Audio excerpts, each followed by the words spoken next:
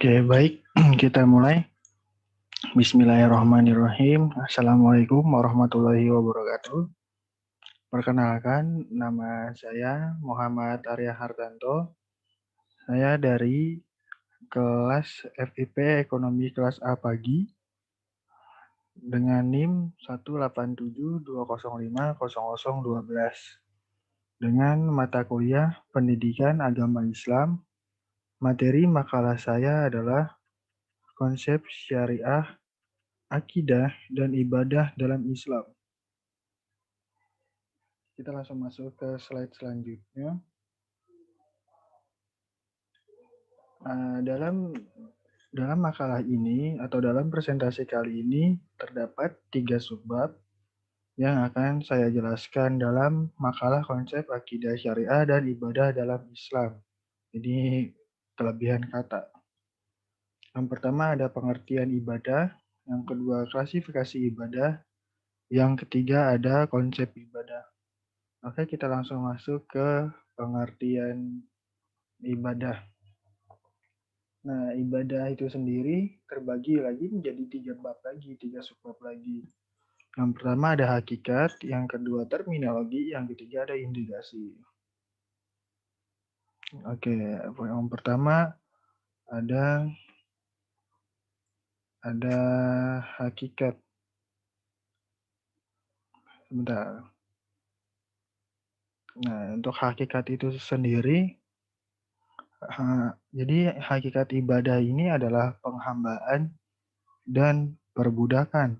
Sedangkan yang kedua, yang terminologi adalah usaha mengikuti hukum-hukum dan aturan-aturan Allah dalam menjalankan kehidupan yang sesuai dengan perintah-perintahnya, mulai akhir balik sampai meninggal dunia. Nah, yang ketiga, indikasi.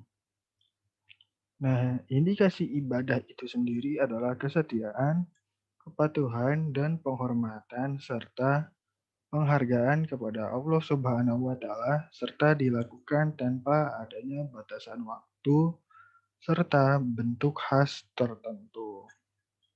Kita kembali ke slide subbab yang tadi. Nah, yang kedua ada klasifikasi ibadah. Klasifikasi ibadah. Nah, klasifikasi ibadah juga terbagi menjadi 2 subbab lagi. Yang pertama ibadah khos, yang kedua ibadah am. Nah, yang pertama ibadah khos ini. Nah, ibadah khos pengertiannya adalah ibadah yang berkaitan dengan arkamul Islam. Saya jelaskan dulu. Arkamul Islam.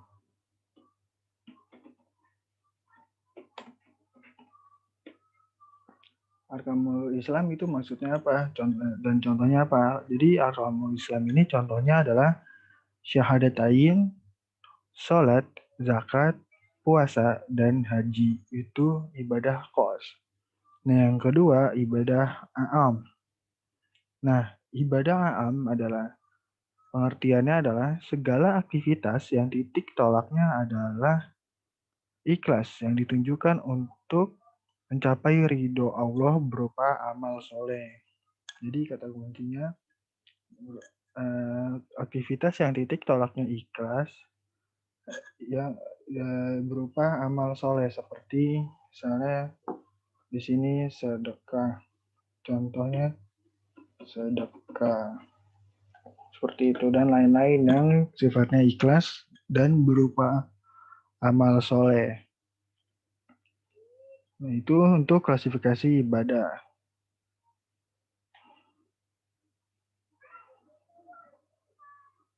Sekarang kita kembali.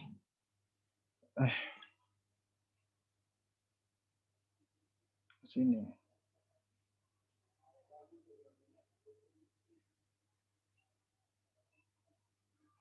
Nah, yang ketiga ada konsep ibadah. Konsep ibadah. Nah, konsep ibadah ini juga saya membawakan firman-firman Allah yang ada 3 ini. Yang pertama ada azariyat. ayat 56. Dan yang kedua ada An-Nahl ayat 36. Yang ketiga ayat Az-Zumar ayat 70 yang membahas tentang konsep ibadah. Baik, saya bacakan terlebih dahulu firman Allah yang pertama, yaitu Az-Zariyat ayat 56. A'udzubillahi minasyaitonirrajim. Bismillahirrahmanirrahim. Wa ma khalaqtul jinna wa insa illa liya'budun. Yang artinya, aku tidak menciptakan jin dan manusia, melainkan agar mereka beribadah kepadaku. Jadi jelas tujuan Allah menciptakan jin dan manusia, tujuannya adalah untuk beribadah kepada Allah Subhanahu wa taala. Di firman-Nya Allah surat Az-Zariyat ayat ke-56 yang telah saya buka. Yang kedua, An-Nahl ayat 36.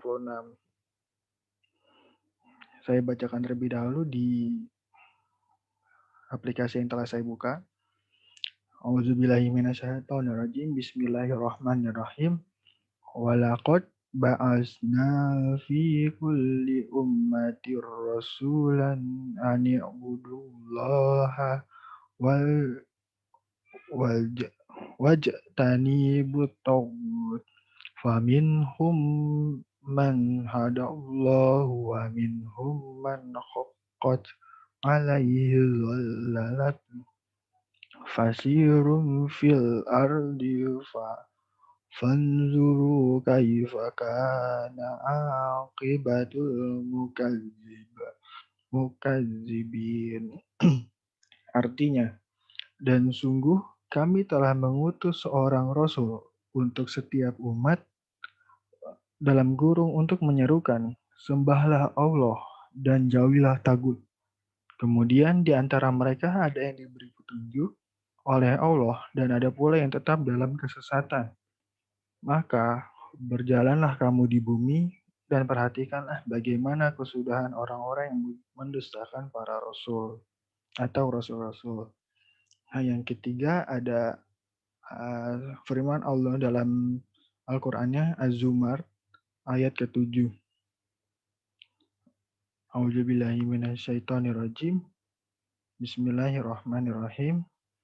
In taquru fa innallaha ghaniyyu ankum wa la yarda li ibadihi yakur wa in tashkuru yardahu lakum wa la taziru waristu wazra ukhra summa ila rabbukum marji'ukum fayunabbi'ukum bima kuntum ta'malun innahu alimum bizatis sudur. Yang artinya, jika kamu kafir, ketahuilah, maka sesungguhnya Allah tidak memerlukanmu dan Dia tidak meridhoi kekafiran hamba-hambanya. Jika kamu bersyukur, Dia meridhoi kesyukuranmu itu. Seseorang yang berdosa tidak memikul dosa orang lain. Kemudian kepada Tuhanmu lah kembalimu, lalu Dia beritakan kepadamu apa yang telah kamu kerjakan. Sungguh Dia Maha mengetahui apa yang tersimpan dalam dadamu. Nah, jadi kesimpulan dari presentasi untuk proyek UTS kali ini dengan judul makalah konsep syariah akidah dan ibadah dalam Islam dengan materi saya sendiri yaitu konsep ibadah adalah dengan demikian jelaslah bahwa sesungguhnya keuntungan ibadah kembali kepada hamba itu sendiri, seperti halnya murid-murid yang belajar, keuntungan mereka dalam belajar kembali kepada mereka sendiri. Belajar tidak menemukan secara langsung bagi guru, seperti itu. Baik Bapak Aden, segitu saja yang bisa saya sampaikan. Kurang lebihnya mohon maaf. Terima kasih. Wassalamualaikum warahmatullahi wabarakatuh.